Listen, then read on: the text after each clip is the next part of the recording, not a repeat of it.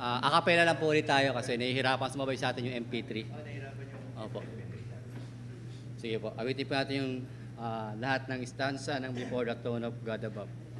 Before the throne of God above. On the first verse.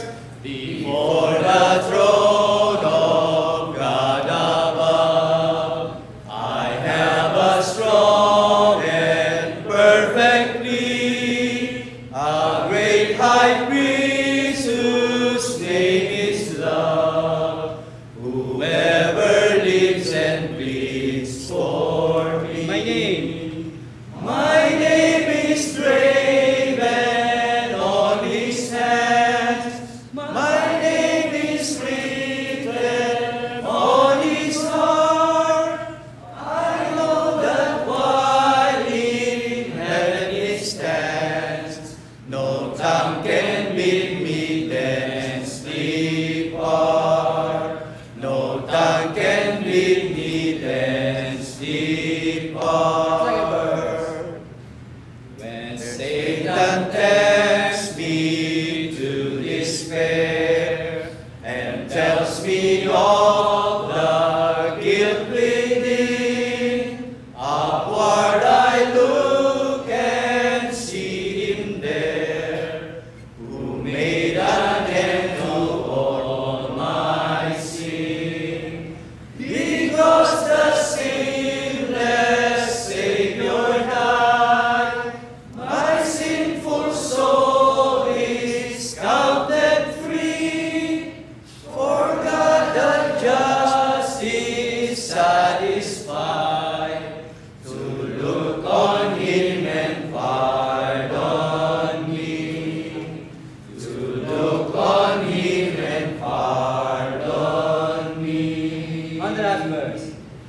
Behold him there, the risen Lamb, my perfect spotless righteousness, the great unchangeable I am, the King of glory and of praise.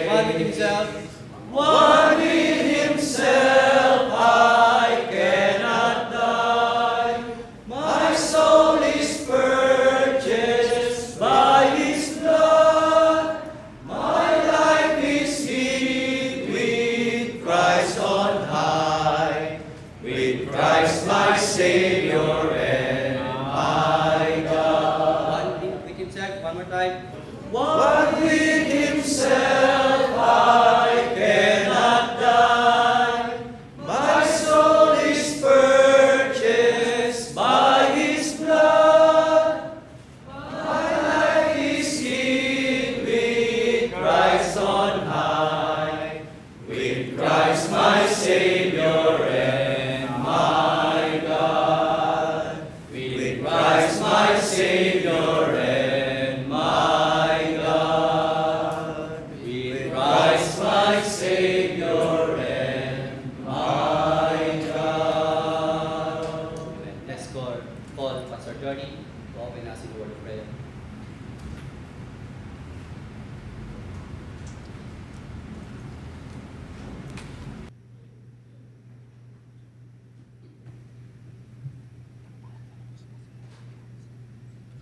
Manalangin po tayo. Aming Ama dakilang Diyos, nagpapasalamat po muli kami sa panibago pong oras na ipinagkaloob niyo po sa amin sa hapon po na ito. Salamat po sa natapos naming pananghalian. Nawa nga po ay maging kalakasan ito at kalusugan ng amin pong katawan. Ganon din po, hinihiling po namin ang patuloy mo pong biyaya. Gisingin niyo po nawa kami, aming pong diwa, aming isipan upang patuloy po maunawaan namin ang aming pag-aaral ngayong hapon. At tulungan niyo po kami, Ama, masagap bawat katotohanan po nakaloob po sa inyong mga salita. Pagpalain niyo po ang aming tagapagturo at patuloy nawa maghatid po ito ng pagkatuto po sa amin na nakikinig po sa pag-aaral po ngayong hapon. Salamat po, O Diyos. Nawa ito po ay mauwi sa iyong kaluguran at kaluwalhatian. Alang-alang po sa kapurihan ng aming Panginoong Hesus. Amen. Makaupo na po ang bawat isa. At Inaanyayahan ko po na maghanda po muli tayo sa atin pong pag-aaral at pakikinig. Tinatawagan ko na po yung ating lecturer, Pastor Noel Espinosa.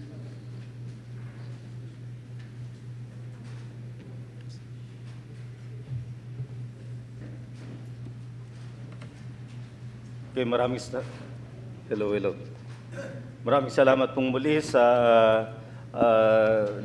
Living Word Community Church na nag-host ng ating conference na ito. At dito lang makikita natin ang napakagandang pagsasama-sama ng mga mananampalataya. May kanya-kanyang mga gawain at kung pagsama-samahin ng mga gawain na yon ay nakabuo tayo ng isang konferensya at nagkaroon ng pagpapala sana ng pagtuturo ng salita ng Diyos. Yan ang layunin ng Diyos at kaya titingnan natin ngayon, kanina ay nakita natin ang halaga ng means of grace. Sa second session ay tiningnan natin ang isang uri ng means of grace na malimit ay inaangkop natin sa ating private means, which is private prayer. Now, I want to focus on the corporate means, and that is, of course, the church. But what makes a church a church? Dahil maraming gumagamit ng label ng word church na hindi talaga matatawag na iglesia, and I want to prove from the scriptures and then apply it to practice na what makes a church different from any other organization is that it is a covenanted church. Covenant is what separates and distinguishes the church from other organizations. Now, yung ibang mga organizations, maaaring meron silang mga kasunduan, may mga treaty, ang mga iba't ibang bansa. What sets apart a covenant is that this is something done with God as the one who ratifies that covenant.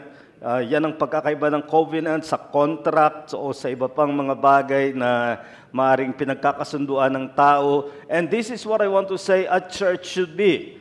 A church should be a covenanted church. Now, this is part of the corporate means. Nakita natin kanina na together with the private, there are corporate means at hindi maaari na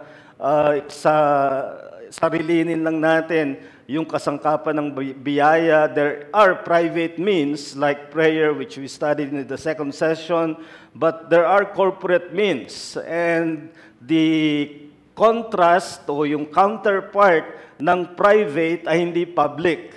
Ang counterpart ng private ay corporate, sapagkat pwede tayong nasa public but not corporate. Halimbawang nasa bus ka, you are in a public place, you are even assembled, and perhaps you even have the same destination, pero wala kayong kasunduan, wala kayong pagkakakilanan sa isa't isa. O maaaring ang ginagawa nyo isang spiritual na bagay. Pumunta kayo sa isang coliseum where there's a celebrity preacher at ipagpalagay na natin that he is preaching God's word and nandun kayo dahil hinila kayo ng inyong admiration for the preacher. So you are doing something that is public but that is also not corporate. And hindi yan substitute sa Lord's Day gathering ng church. So we must understand that the counterpart ng private means of grace ay meron tayong corporate means of grace. One can be in a public engagement but not a corporate one. A corporate one has something that is communal, something done as one body. Kaya the private and the corporate are vitally linked. At it's not a selective either or. Sinabi na natin yan kanina na do not cover up lack of private engagement by your corporate involvement.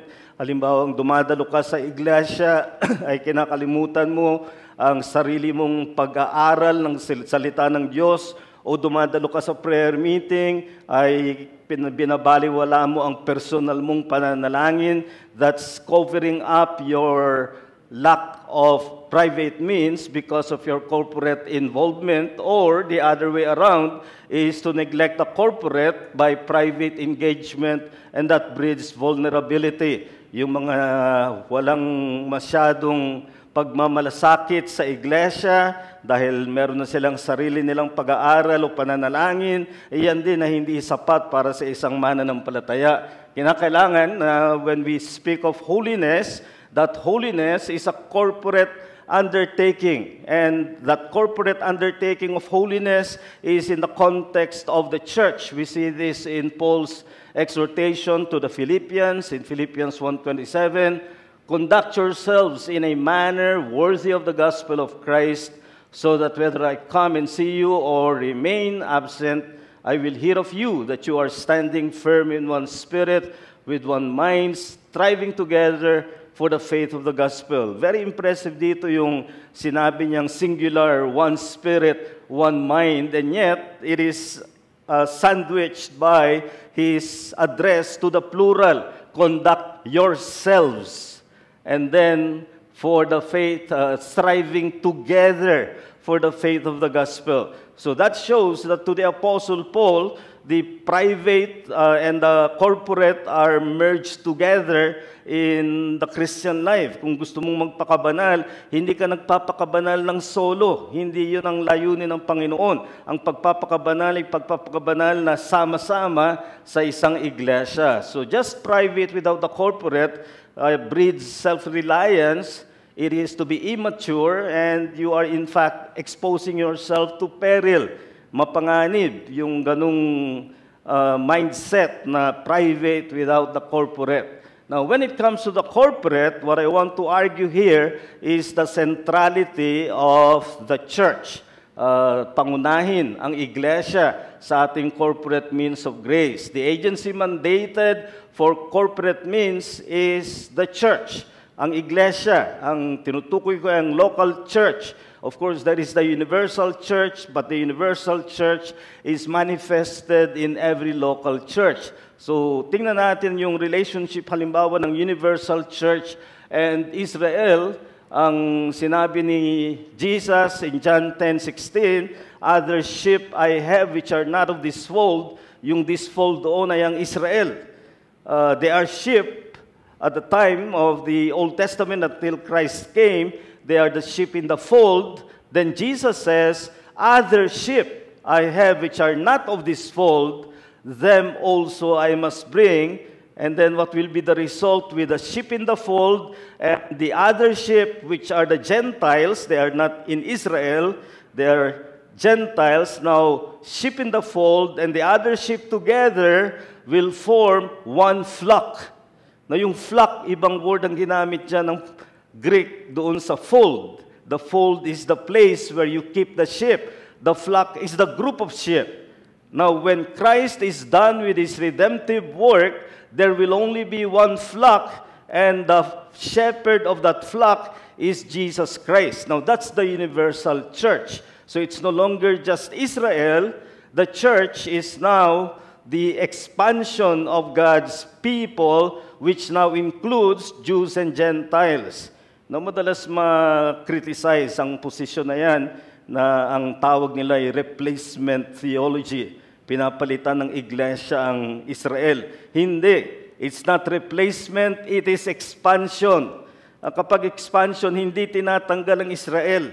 Israel is still there, part of the mission of the gospel, but this time it is expanded so that it includes Gentiles as well, and they form one community, not two communities, but one community called the one flock of God, the one flock of Christ, and that is what we call in theology the universal church. So the universal church is no longer just one nation, but it is now consists of all believers. And that's what Ephesians 2:12 tells us, that the Gentiles were once far from the covenant, but now are brought near because of the blood of Christ. So here, what we find is that the people of God on earth are those that compose the church. And you will find that it is distinguished from the spirits in heaven. Now, kung minsan iniisip natin ang universal church ay all those both in heaven and on earth, sa Hebrews 12, pinag-iba yan. The church which is now here on earth is joining all the other realities of God's realm, which includes the spirits of just men made perfect. So all those under the jurisdiction of God include those already in heaven, but the church are the living Christians at any time on earth. That is the universal church. So there is already an existing unity of all believers in the world.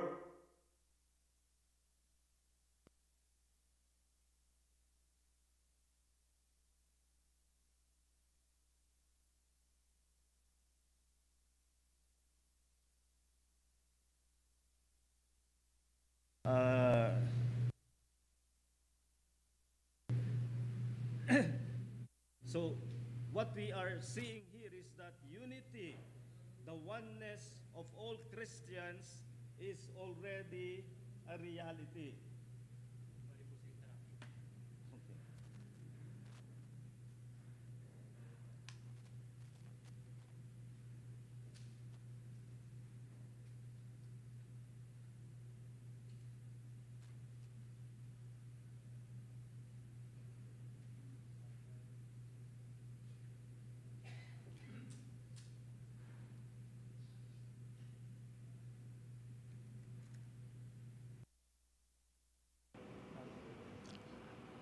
Mic test. Hello.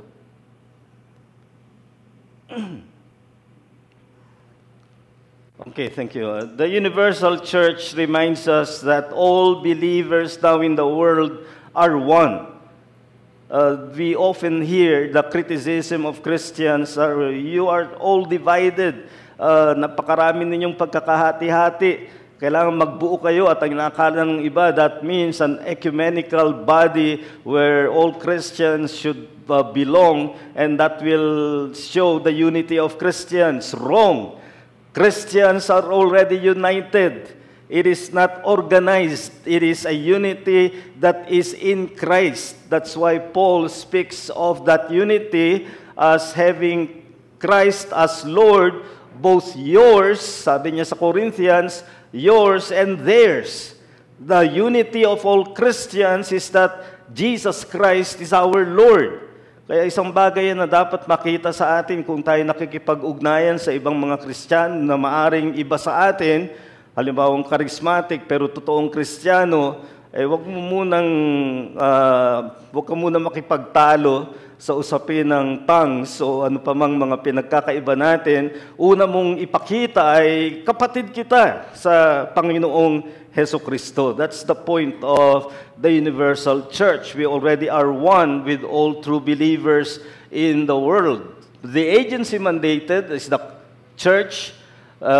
This time, we are to look at the universal church and the local church, paano ang kanilang relation. The local church manifests the universal church in a specific place. Yung iba, ang kanilang tingin ay the universal church is the summation of all churches. That's wrong. Yung iba naman, akala nila the universal church is divided into several local churches. Ang totoo, the universal church is manifested in the local church. So every local church is the universal church in that place. Yan ang dapat nating makita rito. Yan ang point ni Paul sa 2 Corinthians 1 and verse 1. Ang tawag niya sa iglesia, Paul, an apostle of Jesus Christ by the will of God, and Timothy, our brother, to the church of God, universal church, to the church of God, but now, which is at Corinth, local church. So the universal church is manifested in a faithful local church in a place. So let's say this place in Olongapo, this is the universal church in Olongapo. The Olongapo serves it as the local church, but it is a shadow of, not simply a part of, but a shadow of the whole universal church in a particular place. So every genuine local church is the church of God universal at a specific place. Now, may mahalagang punto yan. the local church must approximate the universal church in its qualities. Dahil anino tayo, dapat na-i-imagine natin, we image what the universal church is in our particular place. One example is the membership. Because the universal church is composed of all sheep of Christ, then the local church must strive to have a regenerate membership. Kung ang mga kabilang lang sa universal church ay lahat ng mga tupa sa mundo, kabilang sa isang kawan, paano kung yan ay sasalaminin sa isang lokal na iglesia, ang dapat natanggapin lamang ng mga miyembro sa iglesia ay yung mga naligtas. Ang tawag natin din ay regenerate membership. Now, we will never be perfect in securing that because we are an imperfect manifestation of the universal church. But be that as it may, we should strive to have a local church where admission into membership requires regenerate members. Yan ang pagiging salamin or image ng universal church. But no local church on earth, as I said, will be perfect, and there will be imperfections. May matatanggap tayong hindi man natin sinasadya ay hindi pala mananampalataya. It happened even in the Jerusalem church where the apostles were presiding, and if that happened in the Jerusalem church with the apostles presiding, that will happen to our churches. We commit mistakes, but not out of deliberate admission without the scrutiny na yung tinatanggap natin ay kapanipaniwala na siya ay ligtas. So, the assembly of the universal church is mirrored in every assembly of the local church. I just want you to reflect on that. Let it sink in. Now, when you gather together as a local church, you are manifesting the universal church of Christ on earth that will dignify, that will give honor to your gathering. However, your gathering may be in a place that is not as beautiful as this meeting place. It may just be isang barong-barong, or in many places in Africa, they're meeting under the shadow of a tree. Hindi ang place ang nagbibigay ng karangalan sa pagpupulong ng iglesia. Kapag ang iglesia ay nagtipon, siya ay nagiging anino, imahen ng kabuuang iglesia ng Panginoon sa buong mundo. Dalhin nyo yan sa inyong iglesia when you gather. That is the honor, that is the dignity of a gathered church, wherever it is, and how many people there may be in that church. That is the honor of a local church. When it is faithful, it manifests the universal church. So every Christian is required to be a member of a local church. Ayan ang isang prinsipyo ng Bagong Tipan na hindi na masyadong dinidiin ngayon, pero kinakailangan nating panariwain kung tayo ay gaganap ng mga kasangkapan na ibinigay sa atin ng Diyos. Hindi natin maaring isantabi ang pagiging bahagi ng iglesia. Any self-satisfaction with individual salvation without a church is wrong. Yung sabihin mong ligtas ka na, at karaniwan nga, pag sinabing ligtas ka na, ang naiisip lang ng marami ngayon ay sigurado nang pupunta sa langit kapag namatay. And I said at the beginning, that is not the way the gospel is presented in the New Testament. It's not about you going to heaven when you die. It is about being saved from sin. And being saved from sin is a continuing experience for believers, which means there is a growing salvation from sin by way of sanctification. At yung bagay na yan, hindi pwedeng suluhin. Hindi pwedeng gawing mag-isa. Kaya salvation is indeed individual, not by membership to any church group. Hindi yan ang point natin. Everyone should be saved. He is not saved because his family is a family of Christians, or he happens to attend a good church where the gospel is preached. But if he does not make a personal response to the gospel by repentance and faith, he will not be saved by belonging to a group. So we believe in individual salvation, but that said, sinabi ng Acts 2:47, praising God and having favor with all the people, and the Lord added to the church daily those who were being saved. So they are individually saved, but when they are saved, the next step is belonging to a church. Once saved, your first task is not to become a soul winner, or to become a missionary, or to become a witness for the gospel. Your first task is to join the people of God in the local church. So it is a questionable faith profession. Yung nag-aangkin na siya'y mananampalataya, pero baliwala sa kanyang iglesia at gusto niya magsarili, that is questionable. In the church, just imagine, what is there in the gathered church? There is one body and one spirit, just as also you were called in one hope of your calling, one Lord, one faith, one baptism, one God and Father of all, who is over all and through all and in all. All these realities are there in the gathered church, the local church. Pwede mong pabayaan ng alinman dyan. Hindi pwedeng suluhin ang mga bagay na yan. In fact, all New Testament believers, as enabled, were baptized and incorporated into the local church. The letters of the Apostle Paul were all addressed either to churches or leaders of churches. Because that's the way Christianity is lived in the New Testament. Huwag niyong ibigay uli sa akin yung thief on the cross. Kung nasa ganun kayong kalagayan, mamamatay na, sige, pwede yun. Pero sabi nga ni J.C. Ryle, there is one case so that no one may despair, but only one so that no one may presume. May isa para kung talagang may mamamatay na, may pag-asa pa hanggat maibabahagi mo sa kanyang ebanghelyo. Pero isa lang para ipakita na hindi ganyan ang karaniwan. Ang karaniwan, kapag ikaw ay naligtas, mabibilang ka sa iglesia. So there is no substitute company for membership of the local church. Nothing.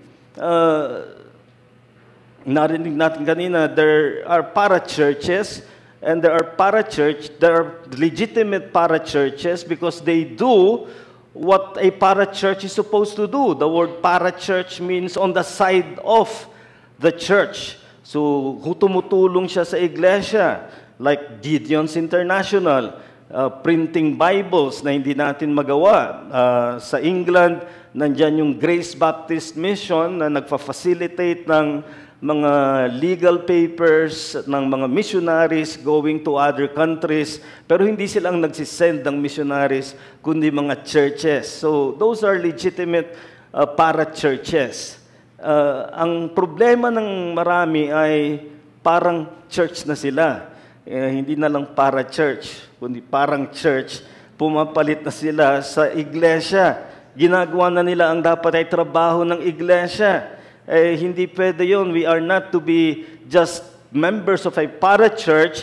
We are to be members of a local church. What's the difference? Again, I say, the covenant. It is a covenanted church. So dito, tingnan natin what makes it a covenant community. 4 na bagay. Based on the teaching in Ephesians, it is voluntarily pledged. Kapag pumasok ka sa isang tipanan, voluntary, it is regularly gathered. Pangatlo ay it is instructionally ordered. At pang-apat ay it is divinely mandated. Yan ang sumasangkap sa isang covenanted church. Hindi yung pare-pareho kayong dumarating sa isang lugar kapag araw ng linggo, church na kayo. Andito ang mga sangkap ng isang covenanted church, and it is that which will make the church a means of grace. A central corporate means of grace is when it is a covenanted church. So, why a covenanted church? Just like Israel was the covenant nation. There was no other nation on earth in the Old Testament with whom God covenanted except Israel. Now, pagdating sa Bagong Tipan, the covenant community is now the church. Imagine that. God has not made a covenant with the United Nations. God has not made a covenant with the administration of any nation. God has not made a covenant with any international organizations, not with the Red Cross or any other international organizations. God has made a covenant with the church.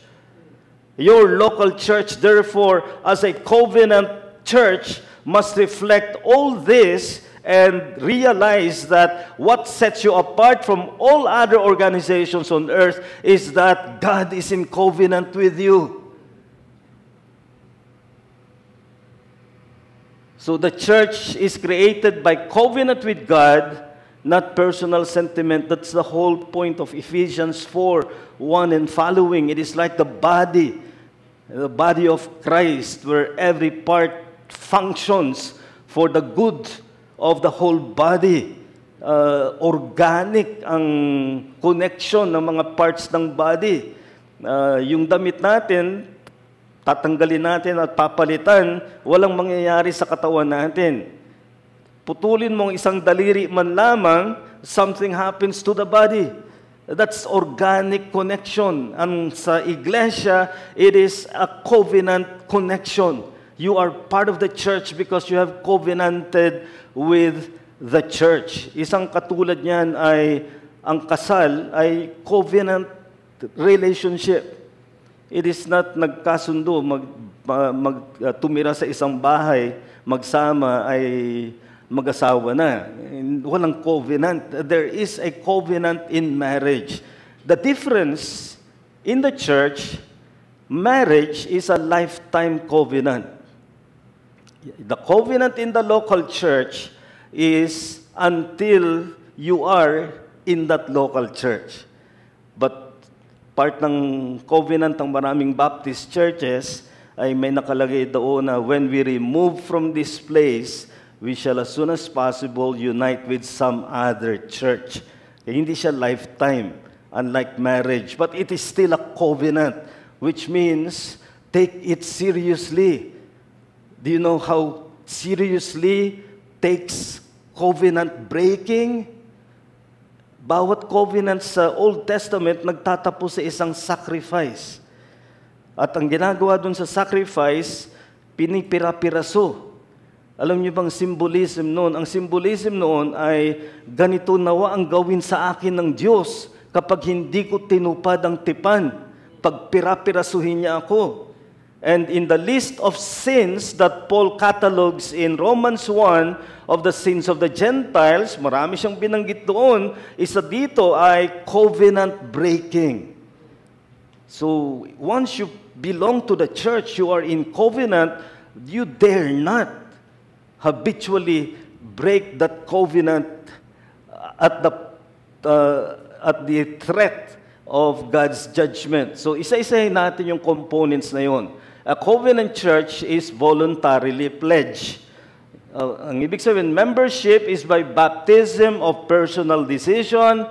This is the reason why we believe in believers' baptism, not infant baptism. Yung infant naman, wala namang kamalayan, walang kamuang-muang kung anong ginagawa sa kanya. Ang bautismo ay sumusunod sa pananampalataya. Ang mga tumanggap sa salita, ang siyang nabautismuhan ayon sa Acts 2:41. So, it's voluntary. Hindi ka pinilit, hindi ka pinagtulakan. So Acts 2:41 makes that clear. Membership is voluntary, but once a member, you are in covenant. Hindi pwede na nagpa-member ka, nagkipag-covenant ka, and that is expressed through baptism, at pagkatapos ay ang trato mo sa iglesia ay optional. Kung gusto kong dumalo, dadalo ako. Kung ayaw ko, ayoko. Hindi pwede na, covenanted ka na. Walang nagpilit sa iyong makipag-covenant, but once you are a member, you volunteered, nobody coerced you, but once you are entered into the church, you are covenantally pledged. And then, it is regularly gathered. may dahilan bakit pinili ng mga New Testament writers ay ang salitang ekklesia. May ibang salita sa Grego na mas religious ang ibig sabihin, pero hindi yun ang ginamit nila. Ang ginamit nilang salita ay mas political. Pero there is something in ecclesia that is not imperative in the other alternative words. What is that? Ecclesia is always an assembly, which means that that is what a church is. It is regularly gathering, and we believe that that regular gathering is mandated on the Lord's Day. Of course, you can have gatherings on other days, but the Lord's Day, the first day of the week, is the day on which the Lord rose from the dead, and through that, kung paanong sa Old Testament, at the finish of the old creation, they paralleled their Sabbath. In the New Testament, in the New Covenant, it is the inauguration of the new creation, which was on the resurrection, that they parallel the Lord's Day. At dyan nagkakaroon ng assembly ang iglesia. At ang sinabi ng Panginoon about the church where 2 or 3 are gathered together in my name, there am I in the midst of them. Alam niyo, ang salitang ito ay sinadya ng Panginoon na isalungat niya sa synagogue. Sa rabbinic writings ng Talmud at ng Mishnah, ay may sinabi roon na where there are 10 male adults who are of Israel, the Torah is in their midst. Iniba ng Panginoon. Hindi niya nire-require 10 male adults. Sinabi niya 2 or 3. And not Israelites, kundi gathered in my name. And not the Torah, but I, the Lord Jesus, is in their midst. That's what sets apart the gathering of the church. So, kung balikan muna yan, at muli, let that sink in. When you gather as a church, wherever the place may be, however the number may be, you are a gathering like no other in the world. The other gatherings in the world may have the celebrities, they may have thousands, they may be in the most modern buildings that technology can offer, but there is no gathering like the gathering of the people of God as a church. No matter how few they are, they have what other gatherings do not have. I am, Jesus said, in the midst of them. Eh yan bang katotohanan na yan ay pababayaan mo? Babaliwalain natin? So there must be that regular gathering. The third is a covenant church is instructionally ordered. Anong talagang pinakanangyayari sa gathering ng iglesia? Anong dapat na identity ng iglesia? Maraming iglesia gusto nilang makilala as a happy church. We are all friends here. Ang ibang iglesia naman, oh, there's fun here with all the music and all the paraphernalia of entertainment. You want that, we have it in the church. We make sure that when you leave the church, you are full of fun. That's not what the Bible teaches the church is all about. The Bible teaches that the church is structured and is based on the divine call of teaching His Word. Yan ang pinagkakaabalahan, yan ang inaatupag ng iglesia, ituro ang salita ng Diyos. O hindi yan gagawin sa anumang mga gathering sa mundo. Yan ay dapat nangyayari sa iglesia. Ang nakalulungkot, maraming iglesia, inggit sa mundo. Kaya dadalhin nila ang mundo sa loob ng iglesia. Entertainment ang gusto ng mga tao sa mundo, dalhin natin sa iglesia. Gusto niyo ng mga komedyante ng mundo? Maraming pastor na komedyante ngayon. Iyon ang kanilang pinaghahandaan sa kanilang tinatawag na preaching. They are prepared with a punchline, but they have not studied their text. And they don't share to the people of God what God says in the text. But we must be reminded, as a covenant church, we are instructionally ordered. Christ, from His exalted position, has given to the church apostles, the prophets, the evangelists, the pastors and teachers to equip His people for works of service so that the body of Christ may be built up. Apostles and prophets are the foundation of the church. According to Ephesians 2:20, wala na yan. Evangelists are those who go in itinerary work, na ang tawag natin ngayon mga missionary, church planters. The one resident office of teaching in the church are pastors and teachers. And exegetically, kung pansinin ninyo, bawat gawain dito, merong article na the apostles, the prophets, the evangelists. Napansin ninyo yung ika-4, the pastors and teachers. Hindi the pastors and the teachers. Kundi the, one article for pastors and teachers, bracketing the two. The two pastors and teachers are one office. Ang trabaho ng pastor ay magturo. Magturo ng salita ng Diyos. Hindi magpasimuno ng mga gimmick para lumago ang pananalapi ng iglesia, hindi tagapagpatawa sa mga tao, hindi sulong lang ng entertainment. The church pastors are the teachers. Their main task is to teach. And this is what you ask of yourself. Under the ministry of any pastor, have I learned something from the Word? O baka iuwi natin sa bahay ay yung punchline ng kanyang joke. Instructionally ordered, teaching of the Word is distinctive of the church from other company. And finally, divinely mandated. Anong mga mandato natin? Hindi yung kung anong gusto ng mundo. Marami ngayon, they are into politics. Mandate ba yan ng church? Hindi. What's the mandate of the church? The tasks of the church are those defined by God.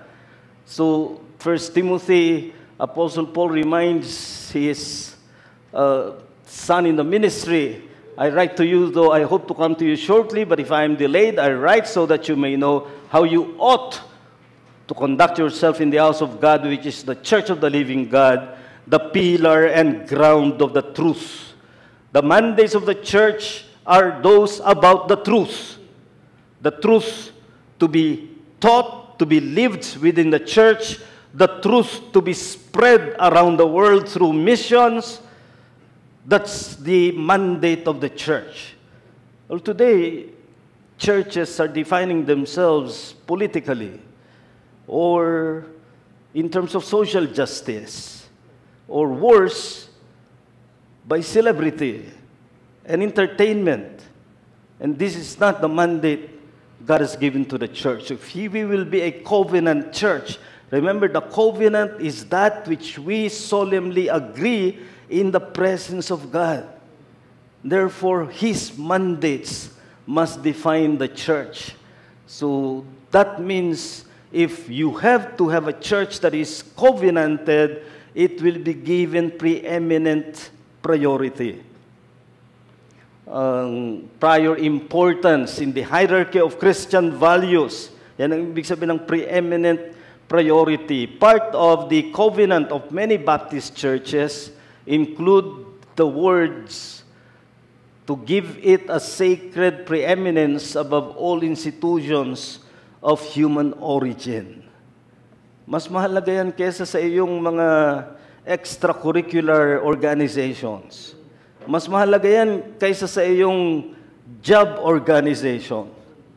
There are only 3 divinely mandated institutions: family, government, and church.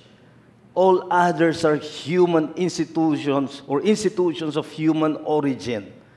At ang sinasabi ng covenant, the church has priority over those institutions of human origin. So, reflection of the priority of God in His plan for eternity, kaya priority ang church. Because ang iglesia ang binigyan niya ng kanyang mandates. Kung priority ang God sa iyo, ang church ay priority mo rin. Because God gave His mandates to the church. That's Ephesians 1:20. And then, it is also requisite of our priority of the gospel mission on earth. Yan bang trabaho natin? Ikalat ang ebanghelyo sa mundo. Hindi patawanin ng mundo, hindi para magkaroon ng social justice sa mundo. Ang trabaho ng iglesia ay ikalat ang ebanghelyo sapagkat ang unang pangangailangan ng mga nasa mundo ay ang ebanghelyo. Remember when Apostle Paul and his missionary team in Acts 16 were seeking to go to one place and they will be hindered until Paul had a dream of a Macedonian man saying, "Come over and help us." And Luke, the author of Acts, says in Acts 16:10, we concluded that God is calling us to preach the gospel to them. So here's a man seeking help. And Macedonia was known for its poverty. Remember 2 Corinthians 8, ayaw na ni Pablo tumanggap ng offering nila kasi sobrang ng hirap nila. Pero the Macedonian man was calling for help, and Paul and his mission team responded to the call for help. The one help they have in mind is they need the gospel. That's what the church should be. That's what should define our prayer meeting. That's what should define our preaching the word. People need the gospel. So the church has that commission. And it is also in reference of our priority of holiness in Christian living. Bakit priority ang church? Kung priority sa atin ang holiness, saan mangyayari yan? Sa iglesia. So from Him, the whole body joined and held together by every supporting ligament grows and builds itself up in love as each part does its work. Yung sinabi nating paglago ng biyaya, nangyayari sa loob ng nagkakaisang iglesia bilang katawan ng Panginoong Hesukristo. So, let me therefore, as we come to conclusion, beware of common deficiencies of those who are members in the church. One is habitual absenteeism. Yung karaniwan, ugali na ang lumiban sa iglesia. At alam natin, withdrawal from assembly or involvement. We're familiar with Hebrews 10:24 and 25. And this is not a light sin. Finding easy excuse for absenting betrays a despising attitude to covenant. At gaya ng sinabi ko kanina, covenant breaking is a grievous offense before God. You have said, at least symbolically, that God may tear me to pieces should I break the covenant. And yet many are doing just that. Sunday after Sunday, you hardly see them in church. Habitual absenteeism is not a sin to be made light of. At yung ikalawa ay fault-finding criticism. Mapunta man sila sa iglesia, ang daladali nila ay mga pagpuna. Maraming mali ang iglesia. Now, constructive criticism is needed as essential to continuing reform. Hindi natin sinasabing huwag kayong makahanap ng mali kung talagang glaring na mali sa pagtuturo o ginagawa ng iglesia, dapat itong iwasto. Sinabi sa isang slogan ng mga reformers, Ecclesia Reformata, Semper Reformanda, a reformed church is always reforming. Tuloy-tuloy yan. Kaya tumatanggap tayo ng dapat baguhin sa iglesia. Pero yung sinasabing fault-finding ay deliberately magnifying flaws. And oftentimes it betrays pride. Pantakip sa kanilang sariling pagkakamali ay ibuyang-yang ang pagkakamali ng iba.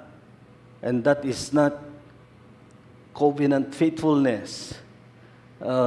Ang babala sa 1 Corinthians 3:16, if you despise the temple of God, God will destroy you.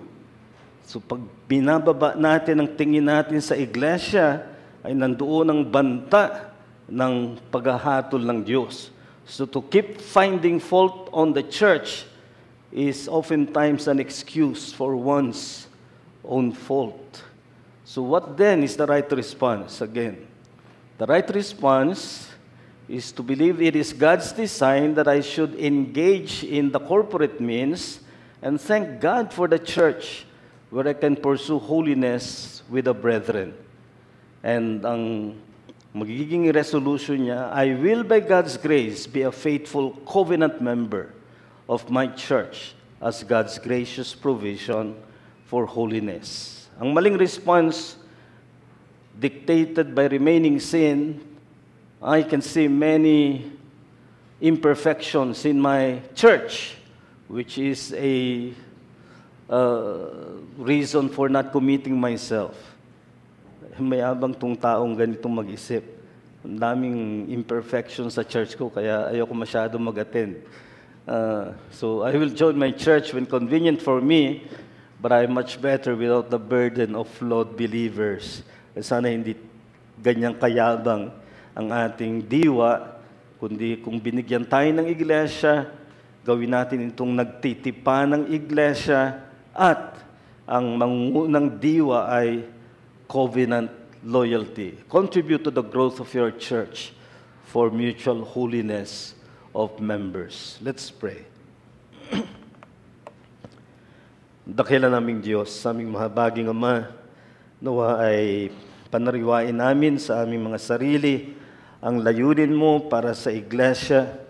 You have the one flock of Christ on earth, and that one flock of Christ is manifested in every faithful local church in a place. And in the gathering of the church, there is manifested the presence of the Lord Jesus Christ, no less. So help us, Lord, to be covenanted churches where we are truly voluntarily pledged, regularly gathered, instructionally ordered, and divinely mandated. Huwag naman namin gawing ang iglesia ay para sa katuwaan ng mga dumadalo rito. Ang dahilan ng iglesia ay para sa karangalan ng Panginoong Hesukristo, para sa kabanalan ng kapatiran.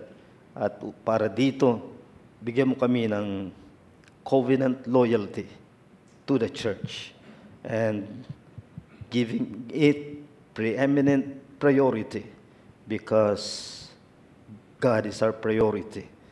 So with holiness and with a mandate of truth in our mission, make us churches who will faithfully manifest the one flock of Christ here on earth. We pray all this in the name of our Lord and Savior, Jesus Christ. Amen.